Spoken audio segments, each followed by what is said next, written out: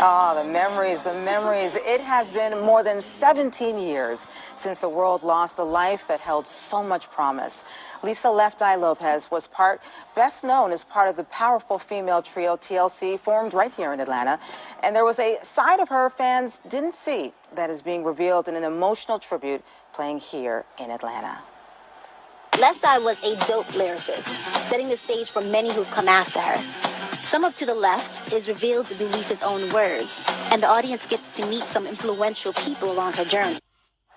Wow, I didn't even know. Kerisse Hutchinson stars in the one-woman show To the Left, a tribute to the life of Lisa Left Eye Lopes, and she joins us now with Reigndrop, Lisa's sister. Thank you so much, ladies, for coming. Thank you. Are so welcome. Oh my God, when I was looking at that, I was just like, oh my goodness, I was thinking that it was Left Eye. Wow. I mean, the resemblance is uncanny. I mean, I cannot believe it. Now, wow, that is truly wonderful. That is really, really, truly wonderful. And this has been kind of like something that you've been doing for quite some time. So let's talk about, because you wrote and you star in this one-woman play. Yes. Tell us why you want to do this. Well, growing up, people would always say I looked like Left Eye. Even when I cut my hair to look like T-Boz, they said I looked like Left Eye. And then people would come up to me and say I should consider doing a project about her. And the first person to say that was a teacher of mine. And then randomly, over the years, people would say you should consider doing a project about Left Eye. So there was a point where I recognized what the universe was telling me, and it was my choice to either say yes or to say no. And I said yes. And Reigndrop, when you heard that she was going to do this, what did you think? Well, I didn't know what to think at first. You know, fans come to me all the time and I hear things here and there, but I didn't really take it serious. And I told her that until I actually came to the play and saw it. And I was like, wow, like she put so much of her passion in it, so much research she did. And she really, really brought the essence of my sister out in that play. Yeah. And the portrayal is pretty candid, and it's also very raw. When you take on, I mean, you basically just take on Lisa. So let's take a look at something very controversial as well when it actually took place. Let's take a look.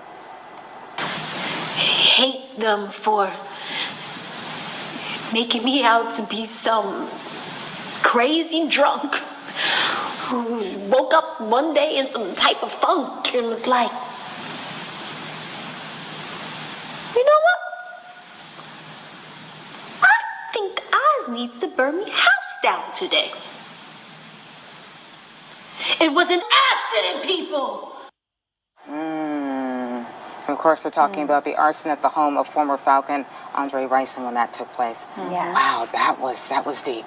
That was deep. Yeah, and it was just telling it from Lisa's point of view. You know, you heard a lot of different stories, you know, and that's one thing, she never really spoke out about it. No, she didn't. And I was actually there, you know, in the room when it happened. And so the way she portrayed it, I mean, it was very close to the emotion that was felt, you know, when I was actually there, so. And it took you 10 years to research all of this as well. So talk a little bit about the journey that you went through, because it's also very, very dear to your heart as well, trying to heal after some loss. Yes, very much so. So I researched for about 2 years, and then I wrote it for 2 years, the first draft, and then that's when I called her brother, Ronald. Actually, I Facebooked him and sent him a message, and then he responded in 10 minutes, and I was like, oh my God, he responded. And when I spoke to him on the phone, one of the first things he said is that if you really want to get to know my sister Lisa, you have to go to Honduras. And he said that was actually a challenge to me because he's invited other people there and they haven't gone. And I knew, okay, I need to go. It was something I always wanted to do anyway. And that same year was 2013. The end of that year, my little sister transitioned. So when I finally got to go, I got to see experience what Lisa experienced, but it also was very transformational for myself too, to be in that space, to be with nature, to be at the waterfalls. I felt like my sister was talking to me. I remember there was a butterfly that went by while I was at the waterfall. So I felt a connection to Lisa that I prefer probably not to have, because she dealt with a lot of transitions in her life. But I started understanding even the script that I wrote even more than I did when I was writing it. And then the script also changed because it shifted in terms of this is what the story is, you know, dealing with transition, dealing with spirituality. That's the story. It's not just a biopic. You know, it's really taking you along an artist's spiritual journey. And what are you hoping that fans will get once they come out to the play and they leave? What are you hoping that they'll get?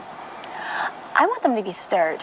You know, one of the best things that I get from people is when they say, you know, I've been thinking about working on this project, and and from seeing your play, I kind of want to work on it again.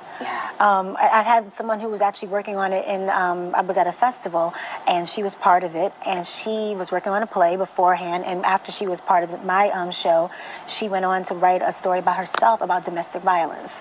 So it's really as I say, Lisa's artistry stirred my artistry, you know, and I want this play, my artistry, to stir the next person and then the next person. Exactly. It's all about, you know, Lisa was all about helping people, paying it forward. So I like to think of her play as an abstract physical art form of Lisa's journey and evolution. All right. Well, wonderful. I love that. Ladies, thank you so much for coming. You're so welcome. I really enjoyed it.